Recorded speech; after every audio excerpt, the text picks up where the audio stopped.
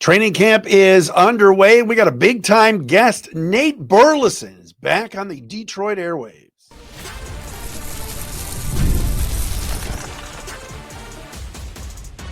You are Locked On Lions, your daily Detroit Lions podcast. Part of the Locked On Podcast Network, your team every day. All right, here we go, everybody. It is a Monday edition of Locked On Lions right here on the Locked On Podcast Network, your team every day. Matt Derry with you on this, a Monday, July 21st and a Tuesday, July 22nd. Thanks for being with us. Thanks for making us your first listen. Thank you for checking us out wherever you get your podcast. That includes on our Locked On Lions YouTube channel. Yes, Nate Burleson going to join me momentarily. Former Lions legend. He was only here 4 years. But let me tell you something. Nate Burleson made such an impact in this community. All right. And I'm not talking about the pizza incident, but it's just that guy loved being a Lion so much. And now he is a studio analyst on NFL Today on CBS. He's on CBS Mornings every single day as the co-host of that show. He's become big time. He really has. He's an amazing person. He's got a vodka brand out, blood orange vodka called Lion Blood. Find it wherever you get your alcohol. And he's going to join us momentarily on the show to talk about the Lions, Lion Blood, whatever he wants to talk about. We'll have Nate Burleson join us momentarily here on the program. Training camp is officially underway. First couple of practices in the books we will discuss. Today's episode brought to you by FanDuel. Right now, new customers can get $150 in bonus bets when your first $5 bet wins. Shout out to our everydayers who watch or listen to the podcast daily. We appreciate you. You want to be a call of the day? We will do one tomorrow. Leave us a voicemail at speakpipe.com/Derry, D-E-R-Y podcast page. A lot to get into. I'm excited. Where do we start with training camp? First things first. Oh, I'm stunned. This is a stunner. Oh my gosh. I'm just floored when I heard this news over the weekend. Levi is out for the year. Oh, no way. Look, he tore his ACL. Dan Campbell said today that it was kind of, his knee was bothering him after the season. They waited a month and a half, and he ended up getting a scope, and he tore his ACL. And they feel terrible for Levi and everything. Does anybody else find this Levi story to just be a little bit fishy? Like, nobody wanted him in free agency. He settled on a 1-year deal for $4 million after having a really good year last year, like top 15 in quarterback pressures from the interior of a defensive line last year, according to PFF. Like, he played really well, and they need him. But it doesn't come as any surprise that he's hurt again, and it's not even his back this time. But weird how this story kind of came about. At first, they put him on reserve pup. He's out 4 weeks. And then yesterday, Dan Campbell in his first press conference for Sunday, he says, yeah, done for the year, torn ACL. How do you tear your ACL? You're not really sure you even injure your knee. I don't know. It's a weird story, but regardless, this really hurts the defensive line. It was already, I think we talked about it on Friday's show. The Lions already were going to be shorthanded on the interior of the defensive line without Aleem McNeil until November. Now you're talking about Levi Onwuzurike gone for the year. Josh Paschal's not going to be ready until maybe week 2 or 3. Early September, they're saying, but he can't just ramp up in early September and play September 7th, can he? This is a massive concern. Roy Lopez left practice today.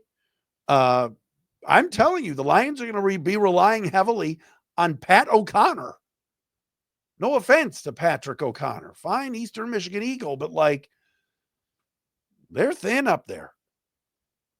And hopefully Paschal is healthy. He's a guy that it's in the last year of his contract, has something to prove, which is good. Is he better on the edge, on the inside? I don't know. Josh Paschal has not moved the needle for me the first few years in the league. Now I'm excited to see what Tyleik Williams is going to do. Now maybe we see why the Lions spent a first-round pick on an interior defensive lineman. They're going to need this guy badly. We talked about, I was on with Jamie Edmonds on WJR last week, and she said, which rookie are they going to need the most and is going to make the biggest impact? I said, there's no question about it. It's Tate Ratledge. Now, I think Tyleik Williams has to play and play a lot. And this puts a lot of pressure on DJ Reader. And from everything that I've been reading and people I've talked to, DJ Reader looks great. So that's good. He must stay healthy. But the Lions for the last 3 years, we could talk about all the Pro Bowlers and all the guys at the skill position spots and Jahmyr Gibbs and Amon-Ra and Jared Goff and Kirby Joseph and all these guys, Hutchinson. But the Lions have been winning football games, going from 9 wins to 12 wins to 15 wins. How have they done it? They've done it up front. They've been dominant on the interior at the point of attack. They move bodies. And now you're talking about no Frank Ragnow, no Aleem McNeil, no Levi Onwuzurike, no Kevin Zeitler. They're rebuilding their lines, and that's a concern. I'm telling you right now, Josh Jacobs may run for 180 yards week 1. I need to see something here. And I can't believe I'm saying this. I mean, I'm going to be watching the preseason games, but I want to see what some of these guys look like. There are open spots here along that D line. Mekhi Wingo already is obviously not practicing yet and still taking his time coming back from his injury last year. So that's all on the table, the defensive line and Onwuzurike being out. Alex Anzalone is not holding out or even holding in. Dan Campbell said the other day, he's here. He tested through the roof with his conditioning, and he's ready to go. He's just not practicing on the first day. That was on Sunday. Turns out today, Campbell told the assembled media that it's a hamstring. And so it's just kind of day-to-day right now for the Gaines media poster boy, the flowing blonde locks linebacker, Alex Anzalone. He wants a new contract. We know this. He's made it public. He's put it on his social media. He's on the last year of a 3-year, $18 million deal. He is going to play a big role here in stopping the run, especially if the Lions are a little bit thin along that defensive front. But as of right now, hamstring injury for Alex. The Tate Ratledge situation is interesting. He's in camp. He's signed. We talked about all that on Friday. Graham Glasgow spoke with the media and talked to Dave Burkett of the Free Press in a very good piece at freep.com. Graham Glasgow basically admitted today that he felt out of position playing left guard last year, was not comfortable playing left guard. Remember, played mostly right guard and center. Didn't love it. And they're moving him back to right guard, and he feels rejuvenated, and he feels like he's back in the right place. Well, if Glasgow's publicly saying, I'm happy being back on the right side at right guard, that means, as I've been saying on this show for weeks, Tate Ratledge is going to be the starting center. Now, the Lions have not said anything yet. They opened up camp yesterday and lined up with Dan Skipper in for Taylor Decker, who's injured, had a little knee scope, but he'll be fine.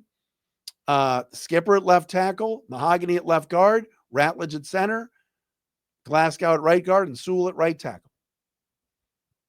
So Tate Ratledge is going to be your center. And we'll ask Nate Burleson about that and about having a rookie center on a team that is going to try to win the Super Bowl. One other note, and I like this. I'm excited. I'm excited to see what Tate Ratledge can do. I think he can be really good there. Tough to replace Frank Ragnow. One other injury note, another stunner. Ennis Rakestraw got hurt on the first day of camp. Good news is it's just a chest contusion, and they avoided any major injury. And I see this all the time on my social media at Derry Speaks. And I know Lions fans, you guys are smart. Brad Holmes does love himself some drafting or acquiring injured players. Ennis Rakestraw was hurt a lot in college. Ennis Rakestraw was hurt a lot last year. And now he's injured on the first day of camp with a chest contusion. Hopefully it's nothing major. Hopefully. But that's kind of your rundown of the first couple of days of camp. We'll talk backup quarterbacks tomorrow and do some other things. Jamison Williams, everybody tells me looks awesome. So we all knew that was coming. Nate Burleson, NFL Today on CBS and CBS Mornings, former Lion, great wide receiver and great dude, is going to join us coming up next right here on Locked On Lions. We told you earlier, Locked on Lions today, brought to you by our friends at FanDuel. Summer sports are in full swing, whether you're all about baseball under the lights, golf on the green, or high-stakes soccer action. FanDuel is the best way to make every game even more exciting. You're already following the action. Why not make it a little bit more interesting and thrilling? With FanDuel, you can get in on the game while your friends are getting sunburned at the beach. All right? Easy-to-use app with FanDuel. Fast to pay out, makes even regular season games feel like must-watch events. You're watching last night, Tigers-Rangers came down to the end. If you have the Tigers, let's say money line, you got yourself a win on FanDuel. Are you new to FanDuel? New customers can bet just $5 and get $150 in bonus bets if your first bet wins. Open the FanDuel app today or visit FanDuel.com to get started. We love our friends at FanDuel. And Locked on Lions is presented and brought to you by BetterHelp. Workplace stress is at an all-time high. 61% of the global workforce is reporting higher than normal stress levels. This summer is the perfect time to take small steps to focus on your wellness and manage the challenges that come with your workday. Of course, most of us can't just quit our jobs or take endless vacations, right? We can start small, whether it's getting outside for a few minutes, adding movement into your day, or talking to someone who can help you navigate life's challenges. That's where BetterHelp comes in. All right. Therapy can help you set healthier boundaries at work, so stress doesn't always just spill over to the rest of your life. As the largest online therapy provider in the world, BetterHelp can provide access to mental health professionals with a diverse variety of expertise. Unwind from work with BetterHelp. Our listeners get 10% off your first month at betterhelp.com/lockedon. That's BetterHelp, HELP.com/lockedon.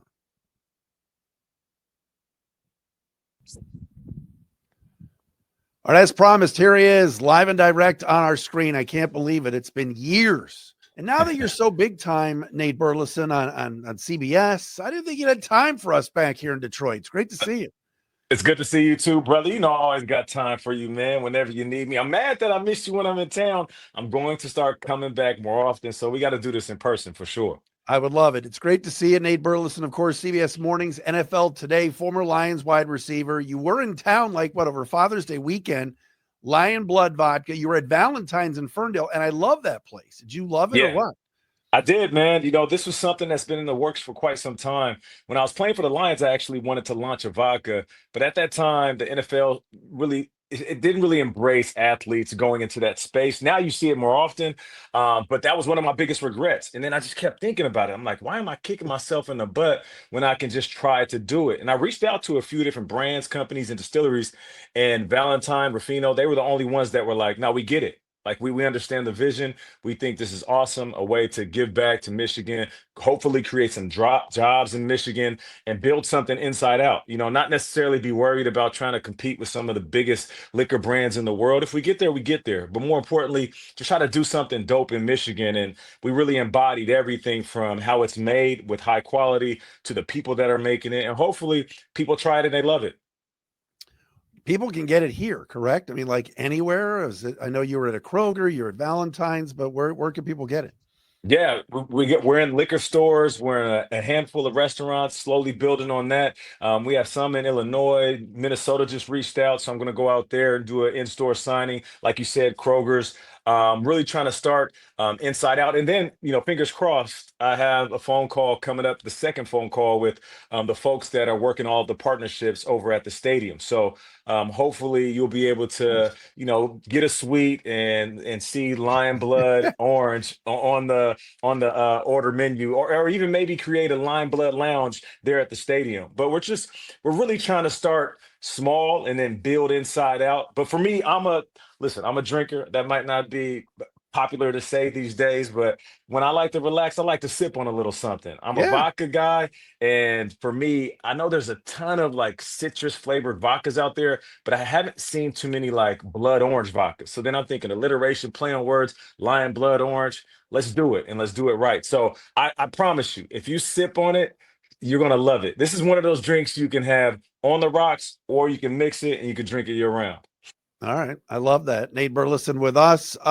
It's crazy. I mean, you and I go back years to when you were here, No 2010 doubt. through 2013, and the team was terrible. You and Calvin made it fun. And obviously there were some decent teams that you were on with Stafford, but can you believe, and I know you were back here last year for the Buffalo game. Can you just believe what's happened here with this organization? It's insane, right? It really is insane, man. Listen, I don't have an envious bone in my body.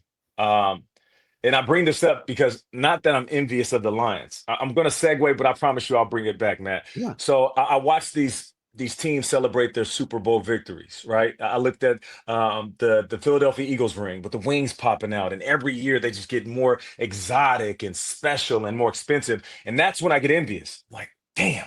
Like 11 years in the NFL, been playing football since I was 8 years old. That's the one thing that I've never had a chance to do is win a bowl game, win a Super Bowl, just something special, something big. The reason I bring that up is because I'm envious of any other team that wins a Super Bowl. I'm like, damn it, I wish I would have won a Super Bowl. But I promise you this, if the Detroit Lions win a Super Bowl, I won't be envious. I won't be jealous. I will be filled with a sense of pride. Watching this team is like, it's like watching your little brother, like following your footsteps. Say I'm in the MMA, and it's like watching my little brother, who I've been beating up my whole life, who's been tormented his whole life, who's been teased his whole life, grow up and become an absolute monster in his Yes. wrecking shop in the octagon. And that's what I love about this squad. You know, talking to some of my former teammates, you know, Calvin Johnson, Rob Sims, Dominic Raiola. We're all just happy. We're like big brothers watching our little brother finally mature into somebody that is respected across the NFL. So I'm excited, man. Listen, it's not going to be easy. You know, Matt, you know this. You've been there and you've seen the rough times, you've seen the tough times, you've been part of the good times as of recently. But I think this upcoming season is going to be the biggest test in this new era Lions. You know, this is going to be the year where they're going to be tested the most. Well, that's what I wanted to ask you because injuries are, I mean, they've opened up training camp early. Them and the Chargers, of course, are going to play in the Hall of Fame game in 10 days. And you know, Frank Ragnow retires. You lose Ben Yep. Johnson. Yep. You lose Aaron Glenn. Yep. Onwuzurike is now out. You're going to have a rookie center. A lot of Yep. injuries already early on that D line. How do you kind of view all that right now as we're in July?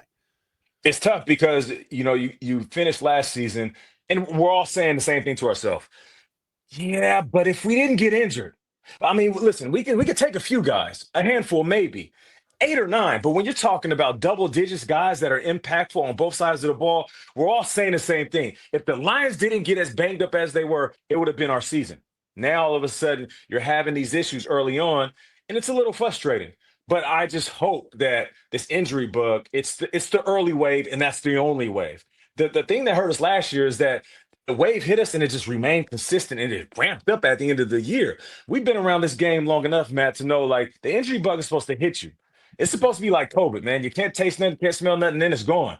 But for the Lions, it just stuck around way too long, and inevitably we just couldn't hold up. You know, the players, that's one thing for me. Don't get me wrong. It's in between the lines, as always, every single season. But Ben Yeah. Johnson and Aaron Glenn, it's what I keep thinking about. And it's not necessarily because you can't replace those guys. What made Ben Johnson so special is that it wasn't that he just called the right play. It was that he called the right play at the right time. And then he added in this wrinkle of like the perfect trick play when he needed it. And it wasn't about a random trick play. It was like my dude was set. He was diabolical with the setup. You know Yeah. what I'm saying? And was I do. setting up weeks in advance. So that's going to be tough. I'm really going to be paying attention to the flow and the chemistry of the offense. And then, of course, Aaron Glenn and the edge that he brought to that defense. I mean, just making the next man up feel like he was the first man up. Like that's the type of leadership that you know he's going to like take with him, or that he did take with him. Now, with that said, Dan Campbell has like he's not selling culture. Like he planted culture, and for that you can't shake. So it seems kind of like cliche. Oh, listen, man, Dan Campbell he's going to say the right things. He's going to be the right version of. Not like Dan actually is absolutely 100% authentic, and I think that right there is going to make up for a lot of these inconsistencies that we may be looking at before the season starts. What do you like? Look, they're not going to win 15 games again. I just don't see that, especially with this schedule. But what do you like most about the team right now, and what maybe worries you a little bit? Well, starting off with DC and then Jared, I was able to run into Jared Goff at a Pistons game and he's been through so much. And he's finally getting the flowers that he deserves. You remember when he got traded to Detroit. I love Matt Stafford. I love all the success that he has had. I believe Matt Stafford is a Hall of Famer. I'll say it over and over again. But I remember distinctly when Jared Goff went to Detroit, collectively, if you weren't in Detroit or you weren't familiar with Detroit, it was almost like the death sentence. Like, oh, all right, let's just send him off to Detroit and we'll see what happens with his career. So those are the two main things that I love. Offensively, I mean, Amon-Ra St. Brown is legit my favorite receiver. I think there's nobody that plays with a bigger heart than him. And then they were able to shore up some spots. I mean, they addressed the trenches in the draft, D tackle, offensive guard, added in some depth at wide receiver. So I feel like they have the pieces. Now, what worries me? The division, bro. Like this isn't the division that's up in the air. Like we know what Jordan Love can do when healthy. And he's not playing around. The now Ben Johnson led Bears with Caleb Williams and all of this new firepower, this new vision, new offense, old Detroit Lions offense. It just scares me. Like if they can figure it out, that's going to be our toughest opponent. It's going back to the old school black and blue division, like it was called before I even put on a Lions jersey. And then the Vikings are just the X factor. We'll see what happens with the young quarterback over there. But that's the dynamic. It's like as much as I can compliment the squad, coaching staff, players, and everything that I believe in this Lions roster to be, that division is tough. You know what I love about you? You still calling we and us with Detroit. You don't do that with Minnesota. You don't do that with Seattle. It's true. It's true. You were here 4 years, and gosh, I mean, we're so long removed from the 696 pizza incident. But you take this team and you love it. I just love that about you. I think it was that turning point. Like I came in, it was a joke. Like, I remember being in the locker room as soon as I signed there. Dude was like, "What's up, Nate? Good to see you, baby. How you doing?" Dab me up, and he got in real close. He was like, "Man, I can't believe you signed here." He's like whispering in my ear. He was like, "Because this is where guys go for their careers to die." And I'm like, "What?" And this was a dude on the roster, and I'm like, "Damn, this is how guys feel about Detroit. This is how guys feel about playing Detroit." And then one of my friends was playing on another team. He was like, "Y'all are like the homecoming game."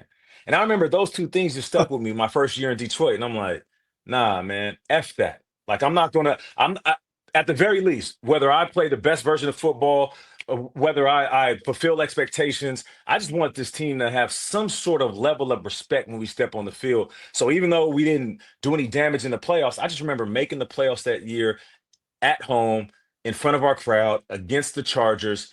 And then we went on to lose to the Saints, I believe. But I just remember that year specifically, there was a shift. So no, do I feel responsible for anything that's happening now? No, but I do know there weren't too many guys that walked in that locker room before I got there that wanted to change things. I remember Kyle Vanden Bosch, Dominic Raiola, of course, a young Matt Stafford, and CJ finding his powers like a young Superman. You know what I mean? Like I remember those years vividly. It was a lot different than rookie Nate in Minnesota or Seattle Nate playing in front of his home crowd where he was born or where he was raised.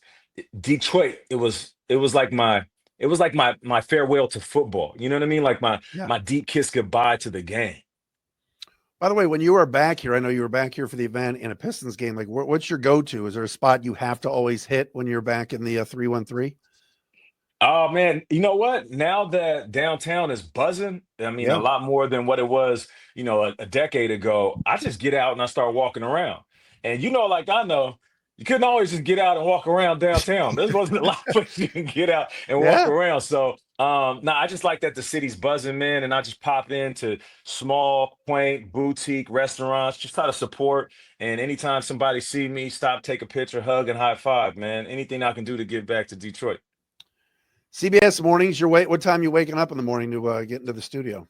4 a.m. every day, baby. I know who you telling. I'm not even a morning guy.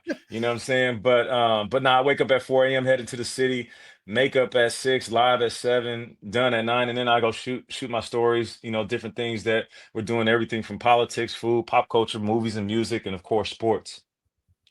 Final thing, back to football for a second. I referenced it before, and you mentioned Tate Ratledge, second-round pick. They're playing him at center. He's going to be the center. I talked about it before you came on at the start of the show. You played with Raiola. Obviously, you played with some good players. But that center spot, Ragnow retiring, and you're handing it to a rookie. What's that going to be like, do you think? It's going to be a lot of learning on his feet. He's going to make some mistakes. I think, we always talk about the relationship between coach and quarterback, and then star wide receiver and quarterback. Those are the most important. Scratch all that. Throw that all away. Right now, the most important relationship is the young fella with Jared. That's it. They should be hanging out all the time. He should be harassing Jared. Hey, can I come over to your house? Hey, what are you doing for the holiday? Can I come kick it with you? Can we go grab lunch? And just talk and communicate and get on the same page. And he has to be an absolute maniac for the classroom in order for him to play at the level that he is supposed to play at. Because this offense, it moves better when there's one, pre-snap alignment, movement, keeping defenses on their on their heels, and then also being able to pivot, ad lib, and adjust in real time, which means you're going to have to call audible shifts and all type of kills. So if the young fella can handle all of that, they'll be just fine. But if his IQ isn't there, then you'll see this offensive line stumble early on. Nate, great to see you, brother. You are the best as always. Success. Appreciate you, man. Let's do it in person when I come to Detroit. Yes, we got to come. We got to hang. It's amazing that you are where you are. It doesn't surprise me. You were a star when you were here, and all the success, man. Continued success, and we'll talk soon. Thank you. Hey, so next time I'm gonna bring a bottle, and we'll do it like a Noriega's drink champs. We'll get drunk and talk football. Are you a bird? I'm a bird. I'll drink vodka. Don't get me wrong. Hey, Valentine got some bourbon. I can bring bourbon. I'll drink the vodka, and then we could just talk shop. All right, let's do it. Nate, great to see you. Good to see you, man. There he was, Nate Burleson. Amazing. What an amazing, amazing guy.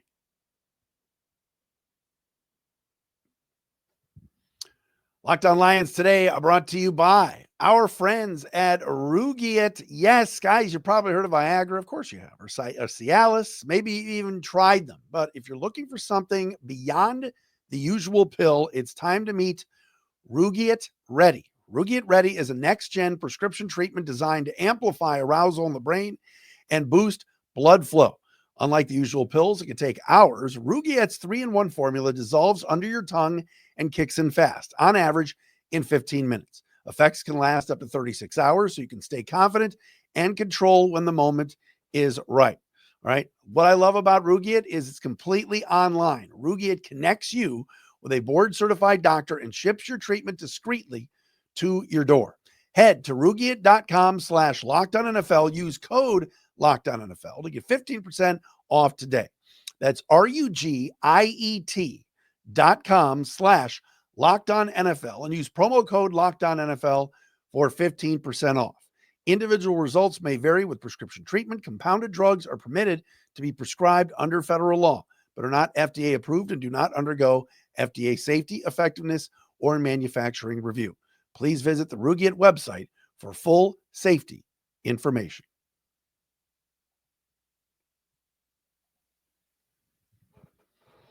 All right, just wrapping up this Monday edition of Locked On Lions. How great was Nate Burleson? And what I loved about Nate, it was the last answer, the best, when he talked about Tate Ratledge being the center and how he and Jared Goff have to have that kind of chemistry very early on, whether it's practicing snapping to each other after every practice, hanging out, lunches, dinners. I love what Nate said. I mean, this is a guy that was in NFL locker rooms for 10 years. The center quarterback relationship is vital. And one of the biggest reasons why Jared Goff has had excellent success here in Detroit the last 3+ years is the relationship he had with his center, Frank Ragnow. And to lose Ragnow, but you got Ratledge, who's a very highly regarded kid, second-round pick that was all SEC 2 years in a row, albeit at right guard at Georgia. But the Lions see something with Ratledge that he can play center and really handle it well. So love catching up with Nate Burleson, NFL Today. That studio show they did here in Detroit at Ford Field before the Buffalo game where it was freezing outside. But, Coach Cower and Nate and James Brown and all the guys that were in town, it was really cool. And Nate just reps Detroit so well. So if you're into blood orange vodka, check out Lion Blood Vodka as well, wherever you get your alcohol. That'll do it for a Monday edition of Locked On Lions. We are back again tomorrow. Full week of shows right here as training camp rolls on from Allen Park.